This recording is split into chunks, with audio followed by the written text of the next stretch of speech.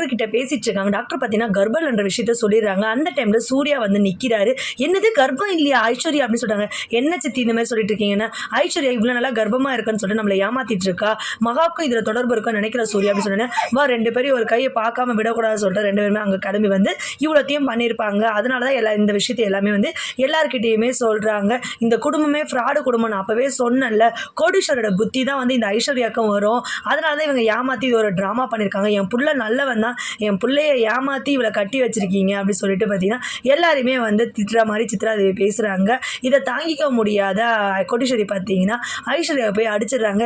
எதுக்கடி இந்த மாதிரி பித்தலாட்டம் பண்ண, என் குடும்பத்தையும் அப்படி அசிங்கப்படுத்திடி, எங்களை தலைகுனியம் உண்டு பண்ணிட்டேடி அப்படின்னு சொல்லிட்டு, இவ்வளோ தூரம் ஏண்டி வளகாப்பு வரைக்கும் கொண்டு வந்தா, முன்னாடியே இந்த மாதிரி பண்ணி சொல்லியிருந்தா சொல்லியிருக்கலாம்ல அப்படின்னு சொல்லிட்டு அடிச்சின்னு அழுகுறாங்க. சூர்யா கிட்ட சித்ராதேவி பார்த்தீங்கன்னா மகாவையும் கோத்து விட்டுருப்பாங்க. இந்த மகாவுக்கு தெரியாமலாம் இது பண்ணியிருக்க மாட்டா ஐஸ்வர்யான்னு சொல்லிட்டு, அதனால சூர்யா பார்த்தீங்கன்னா மகாவை கூப்பிட்டு கேள்வி கேட்குறாரு.